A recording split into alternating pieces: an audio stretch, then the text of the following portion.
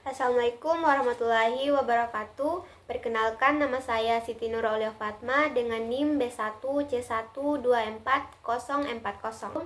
Sini saya akan menjelaskan tentang pengelolaan dan pengorganisasian bisnis. Yang pertama, yaitu fungsi manajemen. 1. Perencanaan atau planning. Apa sih yang dimaksud dengan perencanaan itu? Perencanaan merupakan fungsi awal manajemen yang dimulai dari penetapan tujuan, kemudian menetapkan perencanaan untuk mencapai tujuan tersebut.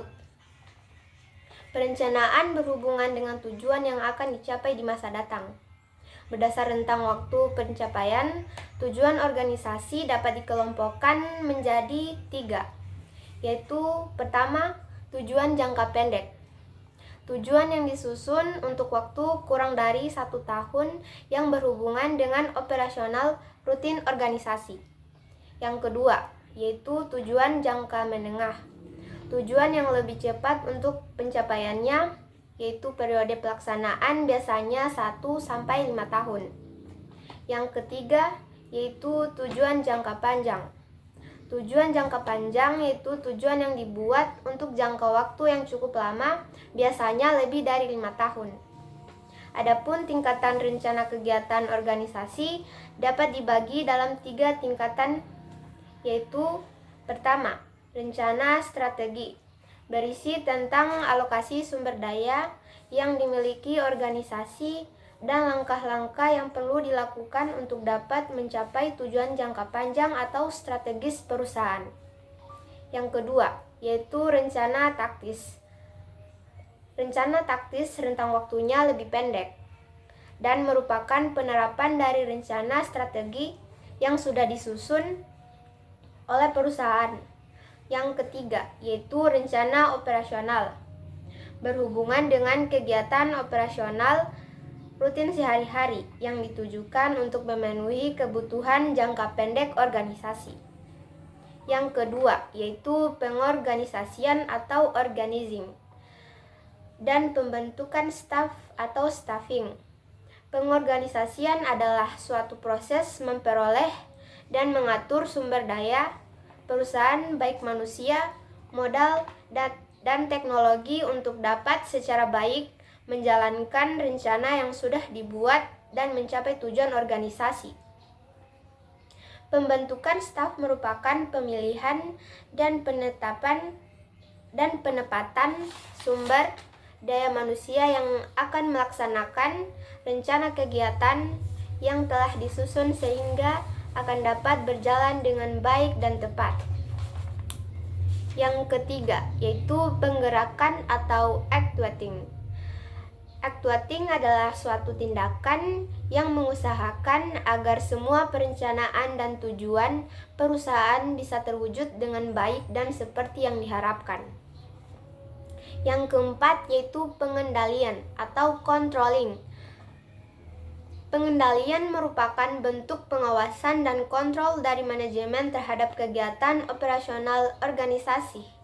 Apakah sudah sesuai dengan rencana yang ditetapkan dan sesuai dengan arah tujuan organisasi. Sekarang kita masuk di bagian B, yaitu level manajemen. Level manajemen dibagi dalam 3 tingkatan. Yang pertama, yaitu manajer puncak atau top manager, bertanggung jawab secara keseluruhan terhadap kinerja dan arah perusahaan. Yang kedua, yaitu manajer menengah atau middle manager, memiliki tanggung jawab untuk mengawasi manajer lini.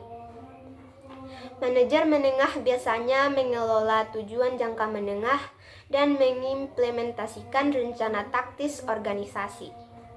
Yang ketiga, yaitu manajer lini atau first line manager, berhubungan dengan kegiatan operasional rutin dalam organisasi dan memiliki tanggung jawab untuk memastikan bahwa kegiatan organisasi dapat berjalan dengan lancar. Yang ketiga, yaitu perencanaan manajemen.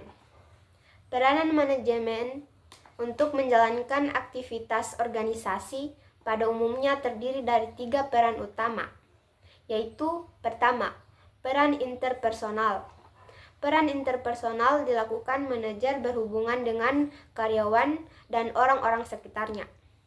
Peran interpersonal meliputi figurative, leader, and liaison. Yang kedua, yaitu peran informasi. Manajer berperan dalam memperoleh dan menyebarkan informasi yang berkaitan dengan organisasi. Peran ini meliputi monitor, disseminator, dan spokesperson. Yang ketiga, yaitu peran pengambilan keputusan. Sebagai pemimpin harus dapat mengambil keputusan yang tepat.